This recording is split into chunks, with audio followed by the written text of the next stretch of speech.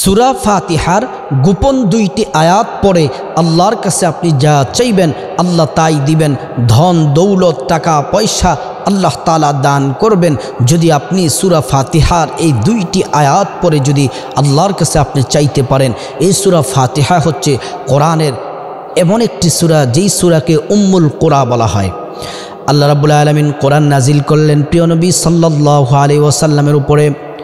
নবীজি যখন 40 বছর বয়সে নবুয়ত প্রাপ্ত হলেন, আল্লাহ রাব্বুল আলামিন প্রথমে 5টি আয়াত নাজিল করলেন। ইকরা বিসমি রাব্বিকাল্লাযী খলাক খলাকাল ইনসানা মিন আলাক ইকরা ওয়া রাব্বুকাল আকরাম আল্লাযী আল্লামা বিল কলাম। আল্লাহ রাব্বুল আলামিন 5টি আয়াত নাজিল করলেন। 5 আয়াত নাজিলের মাধ্যমে কোরআন নাজিল হওয়া শুরু হলো। সুদীর্ঘ 23 বছরে কখনো 5 আয়াত কখনো 1 সূরা এমন করে করে সুদীর্ঘ 23 বছরে প্রিয় নবী সাল্লাল্লাহু আলাইহি ওয়াসাল্লামের উপরে আপনার কোরআনটা নাজিল হলো। এই কিতাবটা এমন একটি কিতাব যে কিতাবের মধ্যে কোনো ভুল নেই, সন্দেহ নেই, সন্দেহের কোনো অবকাশ নেই। আল্লাহ চ্যালেঞ্জ দিলেন যালিকাল কিতাবু লা রাইবা ফীহ। এই কিতাব এমন একটি কিতাব যে কিতাবের মধ্যে কোনো ভুল নেই, সন্দেহ নেই, সংশয় নেই। আল্লাহ তাআলা নির্ভুল, আল্লাহ তাআলার পবিত্র কোরআন আল্লাহ তাআলা নাজিল করলেন। আর এই কোরআনটা হচ্ছে আল্লাহ তাআলার কালাম, আল্লাহর কোরআন, আল্লাহ তাআলার কোরআন। পৃথিবীর মধ্যে আমরা যত কোরআন দেখি, কোরআন কারু ঘরের তক্তায় আছে, ওয়ার্ড্রোফের উপরে আছে, মসজিদের তাকের উপরে কোরআন আছে। যত কোরআন আছে সেই কোরআন হচ্ছে ফটোকপি, আসল কোরআনের বাড়ি হচ্ছে লৌহে মাহফুজে। আল্লাহ রাব্বুল আলামিন বললেন বাল হুয়া কুরআনুম মাজিদ ফি লাওহিম মাহফুজ। আসল বাড়ি হচ্ছে কোরআন, আসল কোরআন হচ্ছে লৌহে মাহফুজে রয়েছে। সুবহানাল্লাহি ওয়া বিহামদিহি। এই কোরআন আল্লাহ তাআলা হেফাজত করবেন। পৃথিবীর কেউ এই কোরআনকে শেষ করতে পারবে না, কারণ এই জিম্মাদার হেফাজতের দায়িত্ব পৃথিবীর কোনো নবী, পৃথিবীর কোনো রসুলকে দেওয়া হয়নি। এর দায়িত্ব আল্লাহর কাছে রয়েছে। আল্লাহ বলেন ইন্না নাহনু নাযালনা যিকরা ওয়া ইন্না লাহু লাহাফিজুন। আল্লাহ বলছেন হাবিব, এই কোরআন আমি নাজিল করেছি, আর এই কোরআন হেফাজত সংরক্ষণের দায়িত্ব আমি আল্লাহ রাব্বুল আলামিনের কাছে রেখে দিলাম। সুবহানাল্লাহ। এই কোরআন প্রথমে সূরা আলাকার 5টি আয়াত নাজিল হলো, তারপরে নাজিল হলো এমন করে করে কিন্তু কোরআনের 114টি সূরা আছে।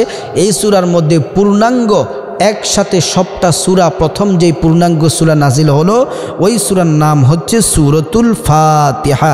ওই সূরার নাম হচ্ছে সূরাতুল ফাতিহা। রাসূল করিম সাল্লাল্লাহু আলাইহি ওয়াসাল্লাম বলছেন, যার হাতে আমার জীবন তার কসম করে বলছি, তাওরাত, জবুর, ইনজিল এবং কোরআনে এই সূরার তুলনীয় কোনো সূরা নেই।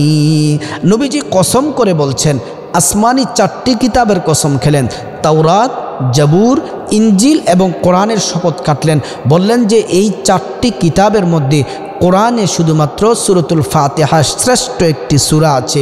এই সূরার মতো দামি, মূল্যবান, শ্রেষ্ঠ সূরা আর কোরআনেও নাই এবং অন্যান্য কিতাবের মধ্যেও নাই। তার মানে এই কোরআনের এই সূরাটি হচ্ছে আসমানি সমস্ত কিতাবের মধ্য থেকে সবচেয়ে সেরা, সবচেয়ে দামি সূরা।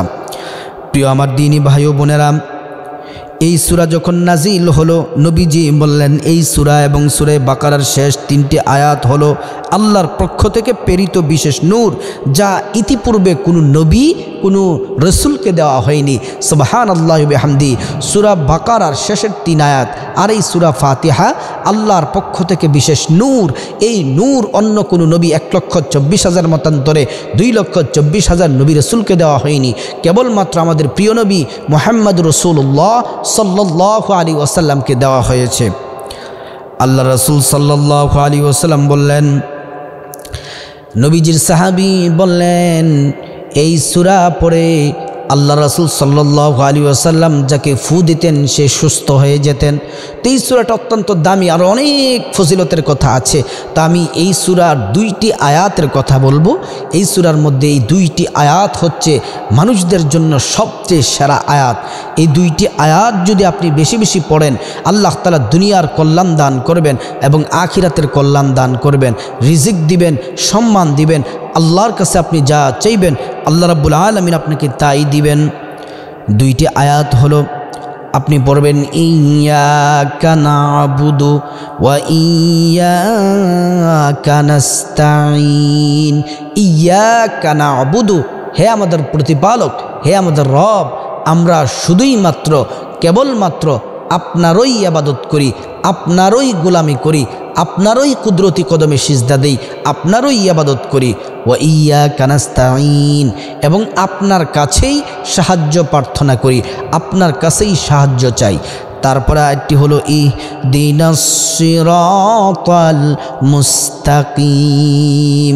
হে আল্লাহ, আমাদেরকে সহজ সরল সঠিক পথ দেখান। হে আল্লাহ, আমাদেরকে সহজ সরল সঠিক পথ দেখান। ওই সকল পথে যারা চলে গেছে, যারা জান্নাতি হয়ে গেছে, সিদ্দিক সালেহ, যারা এই পথে থেকে জান্নাতে চলে গেছে, তাদের পথ আমাদেরকে দেখান, সহজ সরল সঠিক পথ দেখান। এই 2টি আয়াত পরে যদি চোখের পানি ফেলে আল্লাহর কাছে চাইতে পারেন, আল্লাহ দুনিয়ারও সম্পদ দিবেন, পরকালে আল্লাহ তাআলা আপনাকে জান্নাত দান করবেন। আল্লাহ পাক রব্বুল আলামিন এই 2টি আয়াত পরে পরে আল্লাহর কাছে যেন আমরা চাইতে পারি। আল্লাহ পাক আমাদেরকে যেন বেশি বেশি করে ইবাদত বন্দেগী করার আল্লাহ তাআলা তৌফিক দান করুক।